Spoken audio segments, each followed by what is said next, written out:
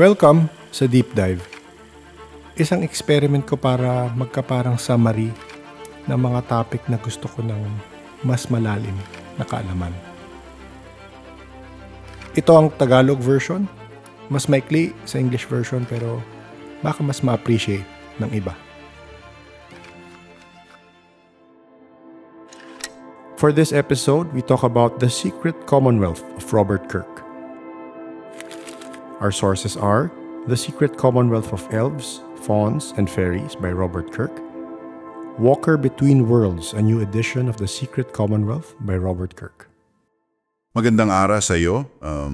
Handa ka na bang sumama sa amin sa paglalakbay sa isang medyo kakaibang mundo mula sa nakaraan?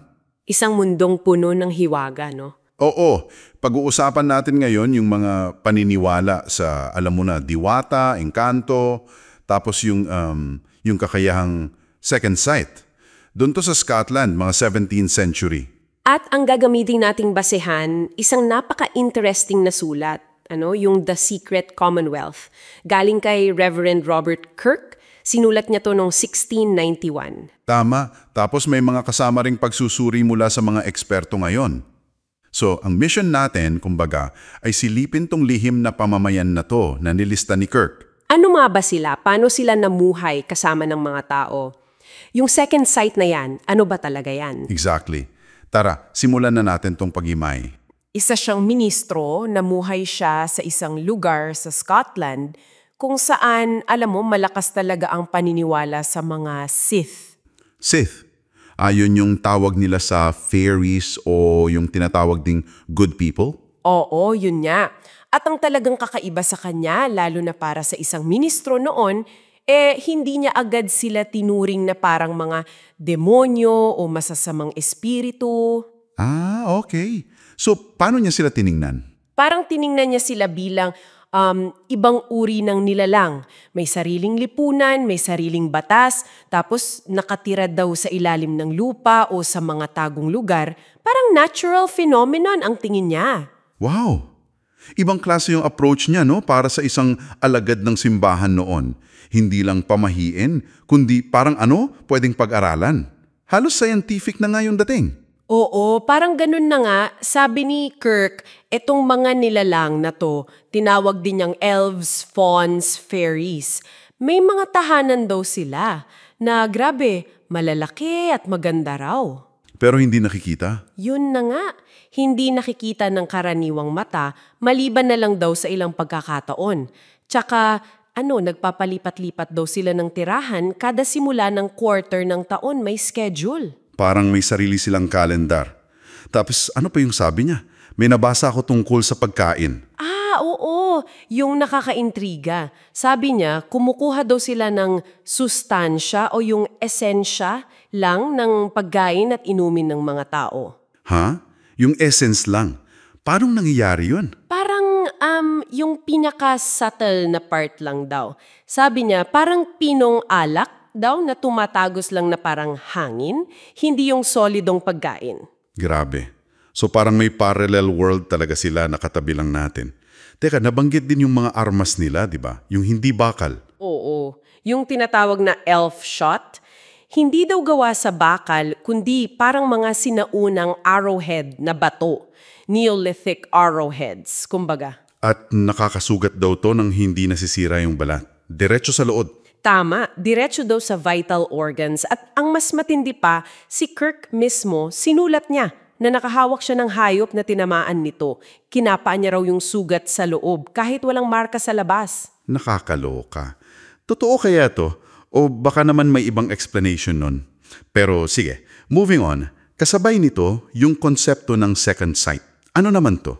Ito yung pambihirang kakayahan daw na makakakita ng mga bagay na hindi nakikita ng ordinaryong tao. Kasama na yung mga taga-Secret Commonwealth. Oo, kasama sila, pati na rin yung tinatawag na co-walker o yung doble ng isang tao. Parang anino o astral body? Double.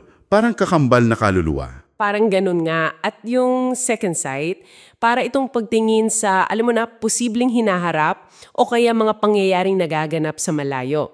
Nakikita daw to na may kakayahan sa mga di pangkaraniwang sandali. Paano naman to nakukuha? Sabi ni Kirk, minsan daw namamana. Oo, namamana daw minsan. O minsan, bigla na lang dumarating. Tapos may mga ritual pa nga daw para subukang makuha ito. Medyo creepy yung isa, yung gagamit daw ng buhok na galing sa kabaong. Oo, nabanggit niya yon. Itatali daw sa kabaong tapos yuyuko at titingin sa pagitan ng mga binte. Ang makikita raw, prosesyon ng mga patay. Grabe. Nakakakilabot. At isipin mo, may interest pa pala dito noon para sa military intelligence.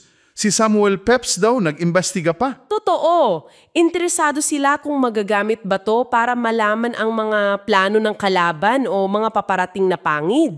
Well, may mga teorya rin na yung fairyland, yung mundo ng mga Sith, parang konektado sa mundo ng mga patay. Parang Hades, ganun? Medyo. May mga kaso kasi noon, tulad ni na Bessie Dunlop at Alison Pearson noong 16th century pa. Sabi nila, nakakausap daw nila yung mga yumao na nasa fairyland. Talaga? So, yung mga lumang kwento gaya ni na Thomas the Rhymer o Tamlin, yung mga taong napunta sa fairyland, posibleng may koneksyon dito, sa kabilang buhay. Yan yung isang malaking tanong, di ba? Kung yung fairyland ba ay isang uri ng afterlife o transit point o ibang dimension lang talaga, complex tong mga paniniwalang to. Sobra. At dahil nga sa mga ganitong paniniwala, syempre, may mga paraan din sila noon para sa proteksyon, di ba? Natural lang. Sabi ni Kirk, karaniwan daw na naglalagay sila ng bakal, kahit anong bakal o Biblia, o kahit tinapay lang, sa higaan, lalo na sa mga bagong panganak. Para hindi sila makuha o mapalitan, may ganong kwento rin, yung mga changelings. Oo, yung image daw o huwad na katawan. Takot na takot daw kasi ang mga nilalang na to sa cold iron o malamig na bakal. Yun daw ang pinakamabisang panlaban. Interesting. Bukod sa bakal, may iba pa ba? Mga orasyon, ganon? Mayroon din yung mga charms o orasyon. Para sa pagpapagaling daw o proteksyon, ang kapansin-pansin marami ditong gumagamit ng mga salita mula sa Biblia o mga Kristiyanong ritual. Pero ginagamit sa ibang paraan. Oo, malayo na sa orihinal na konteksto ng simbahan. Minsan daw, parang ginagamit para ilipat yung sakit sa ibang hayop o bagay. Medyo syncretic na yung dating. Okay, so kung titingnan natin lahat to, ano yung takeaway natin? Yung sinulat ni Kirk, hindi lang siya basta koleksyon ng mga kwentong bayan, no? Hindi nga. Ito ay isang masalimuot na sistema ng paniniwala. Isang worldview kung saan yung mundo natin at yung isang di nakikitang mundo ay talagang naghahalo. May sarili silang mga nilalang, batas, interaction. Na pinaniniwalaan talaga ng mga tao noon bilang realidad. Nakakaintriga, di ba? Sobra. At para sa iyong nakikinig, iiwan namin tong isang palaisipan. Ano yon? Kung yung konsepto ng co-walker o double, yung reflection o kasama nating hindi nakikita, ay pinaniniwala noon na isang bagay na totoo at nakikita ng may second sight, ano kaya ang implikasyon nito sa pagkakakilala natin sa sarili natin? Malalim yon. Posible kayang may bahagi ng ating pagkatao na umiral sa ibang antas, isang level ng realidad na hindi natin normally nararamdaman o nakikita. Isang bagay nga na pwedeng pag-isipan pagkatapos nito.